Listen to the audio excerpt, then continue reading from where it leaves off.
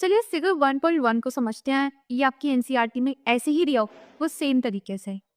ये जो तीनों एलिमेंट्स हैं, which is nature, technology and institutions, इनके बीच में एक इंटरडिपेंडेंट रिलेशनशिप है। मतलब कि तीनों एलिमेंट्स एक दूसरे पर डिपेंड करते हैं, आपस में एक दूसरे पर डिपेंडेंट है। देखो ह्यूमन बींग्स क्या करते हैं कि वो नेचर से टेक्नोलॉजी के थ्रू रिसोर्सेज को एक्सेस करते हैं। ठीक है, नेचर से टेक्नोलॉजी के थ्रू रिसोर्सेज को एक्सेस करते हैं।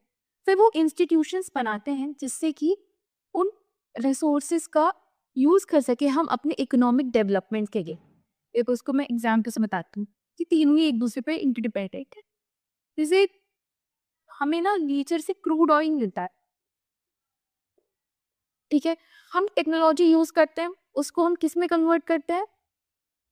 रिफाइनरीज के थ्रू हम किस में कन्वर्ट करते हैं? पेट्रोल, डीजल, कैरोसिन, मिट्टी का तेल, है ना। तो ये हम किसके थ्रू करते हैं? टेक्नोलॉजी के थ्रू। और कहाँ पर करते हैं? अपने इंस्टीट्यूशंस में, अपनी इंडस्ट्रीज में, जैसे कि इस केस में रिफाइनरीज में। दूसरा एग्जाम्पल लो, हमें नेचर पे आयरन ओर मिलता है। टेक्नोलॉजी के थ्रू हम आयरन ओर से क्या निकालते हैं? हम आयरन निकालते हैं। फिर वो कहाँ जाता है? वो इंडस्ट्रीज में जाता है। वहां भी आयरन से क्या बनता है? आयरन प्रोडक्ट्स बनते हैं। ठीक है, तो इंटरैक्टिव और इंटरडिपेंडेंट रिलेशनशिप है between all these three elements. अब एनसीईआरटी से इसको समझते हैं। The process of transformation of things available in our environment involves an interactive relationship between nature, technology, and institutions.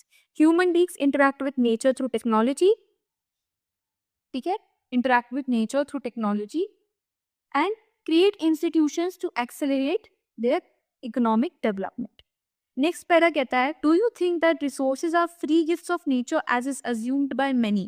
They are not. Okay, resources are not free gifts of nature. वो बहुत सारे ऐसे resources हैं जो environment में एक limited amount में मिलते हैं।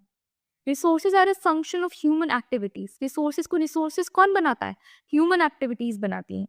Human beings themselves are essential components of resources. Human beings खुद एक resources है जिनको हम human resources कहते हैं। आपने सुना होगा कि जो कंपनीज होती है उसमें एचआर डिपार्टमेंट होता है। इसका मतलब यही होता है, ह्यूमन रिसोर्सेज डिपार्टमेंट। तो इनका काम क्या होता है? ह्यूमंस को, जो वहाँ के एम्प्लॉयज जो काम कर रहे होते हैं उनको मैनेज करना।